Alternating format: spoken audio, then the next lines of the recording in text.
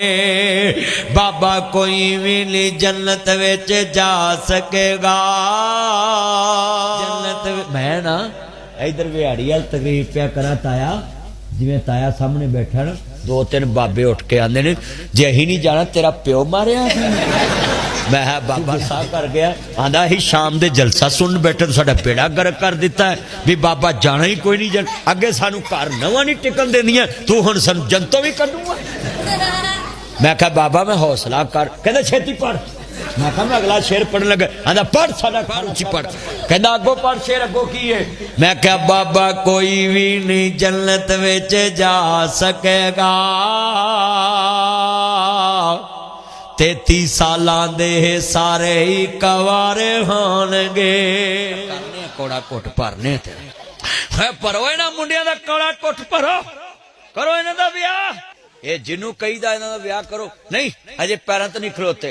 मुंडे कंधां टप्पी जांदे ने, मुंडे छत्तां टप्पी जांदे ने, इहां दे पैरां ते नहीं खलोते।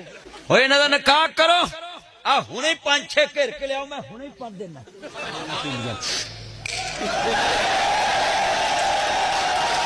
कुड़ियां नूं बड़ी आखर आई है मुंडियां नाल खलो के। मैं गया जोहर टाउन फैशन कॉलेज दे लागे, ते सर जी कुड़ी मुंडे दे कोल ना इंज लत लत रख के चश्मे बदूर, होए होए होए होए होए तौबा या अल्लाह। मैं कोल जाके उन्होंने कहा, मैं क्या ये आप क्या कर रही? कहती आपको नजर नहीं आता? मैं कही आप नशा कर। बुढ़ियां दियां सानू इज्जत नहीं देंदे, होर की दईए जेड़ी कुर्सी ते बंदा बैठा उत्थे बुढ़ी पा दित्ती, अजे भी नहीं देंदी।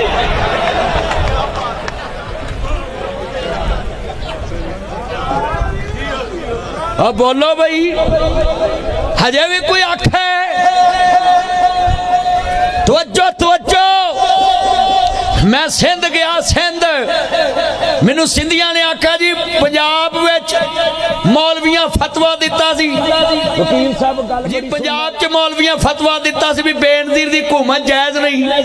कहते तुसीं कित्थों आए? मैं पंजाब चों।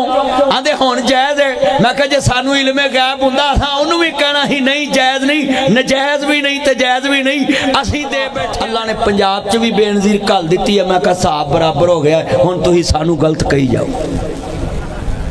लथ पड़ाथ हो गया।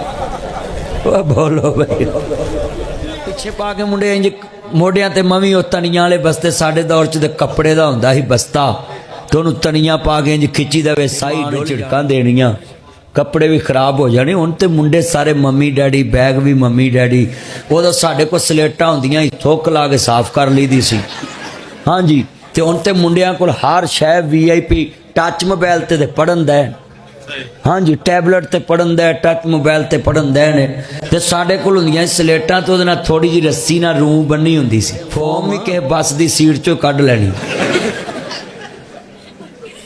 मुंडियां को बड़े लाज हुंदे सी, इन्ने बैठे अल्लाह इन्ना पढ़न जाने हुणे सब बस्ता पा के, ते इत्थे निशान पै जाने, मोडियां ते निशान पै जाने। तो मास्टर बड़े चंगे हुंदे सी, आंदे हुंदे सी चल कोई नहीं तुसीं 2-3 किताबां लै आ करो जड़ियां पढ़नियां हुंदियां, वजन घट जे। ते हाथ च फट्टी जरूर होनी, फट्टी जिन्हों गोया ला के, फट्टी गाची वाली, गाची नाले खाई आनी नाले फट्टी दे मली आनी। सारियां खाधी उंज मीसने बने जे तुसीं पता सब नूं। वो गाची खा लैनी ते ला लैनी। अच्छा वो इलम असां पढ़ के ते असीं चले गए लाहौर। हैं तवज्जो, असी चले गए लाहौर, तो लाहौर जाके कहा जी मैनू नौकरी दे दो। तो उन्हें कहा जी नौकरी नहीं हैगी। तो बंदा उत्थों ही मनारे पाकिस्तान ते चढ़ गया भी चंगा इन्ना पढ़ के भी नौकरी नहीं हैगी, तो मैं लगा खुदकुशी करन। तो बंदा हो गया जनाब बेउमीद। इस इलम ने इनू दुनिया च कर दिता घाटे वाला। ते जेड़ा इलम पढ़िया नूरकोट दे अल सुपा इस्लामिक सेंटर चो बच्चे ने, अल्लाह ने क्या किसी पिंड च भी डेरा ला के बह जी रोटियां खवा के आखणगे हजरत जी फिर कदों आओगे?